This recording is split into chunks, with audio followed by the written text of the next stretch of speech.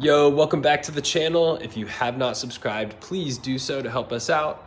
On this video, we will not be showing the actual install for the Harrop on our Tacoma.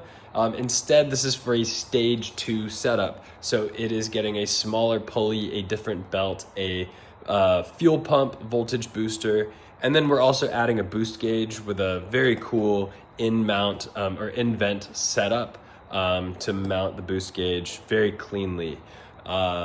We will talk a little bit about the numbers initially so you know the massive gains that this stage 2 setup in the MCB tune does for your 3rd gen Tacoma. So check it out. The MCB stage 2 tune and setup for the Harrop Supercharger yields an estimated at least 106 horsepower and a gain of 120 torque, and that's at minimum based on our estimates from our stage 1 and stage 2 and the boost gain of up to 11 or 12 pounds.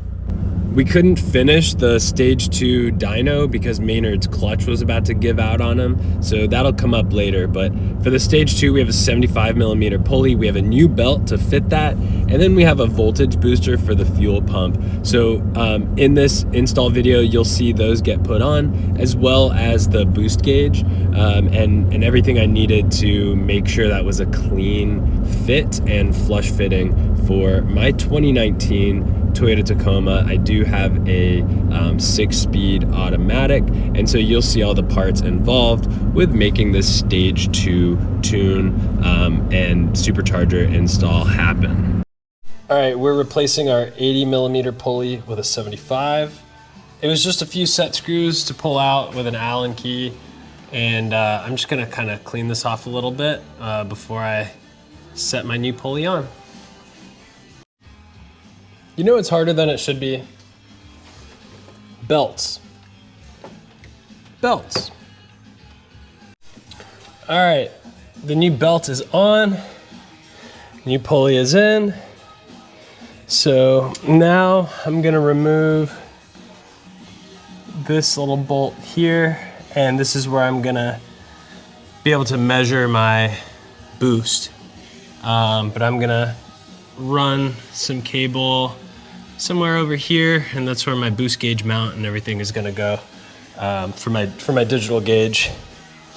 So yeah, so it's a Pro Sport digital gauge, and I just gotta get it wired up to the battery, and I should have enough vacuum hose to make that run.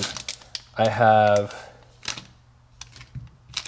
not the right parts. I'm looking at this.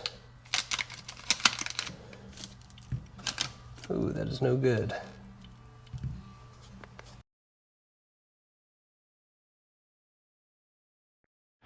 All right, so it's been 4 days because I have struggled to get fittings for my vacuum line for my supercharger. So I finally ended up getting the right set of fittings and the right sizes. I'm getting a little elbow piece. So I have some brass fittings here for my air to come out for my pressure gauge, and then a vacuum line that goes to a T-splitter.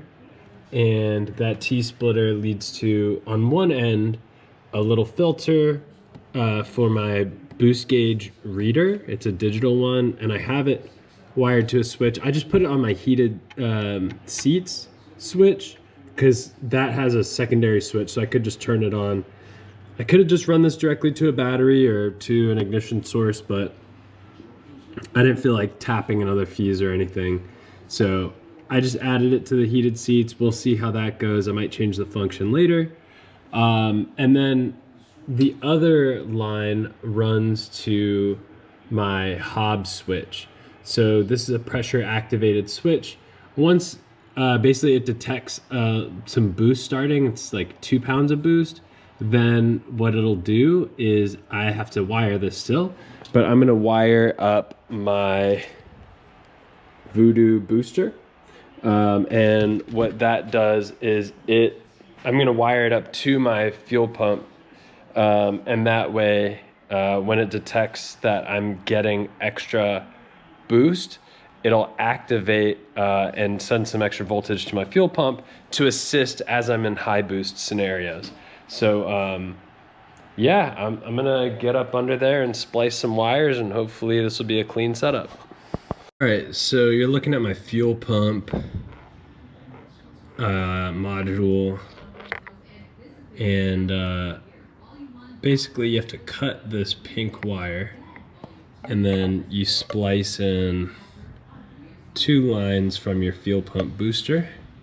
I don't know which one goes to which, so I'm just gonna test. And if my truck starts, then I pick the right wires. If my truck does not start, then I'll switch them.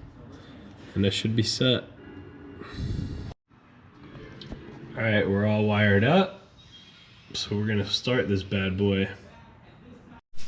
All right, I just popped out my vent and I swapped in this 3D printed one. It's actually a really good fit.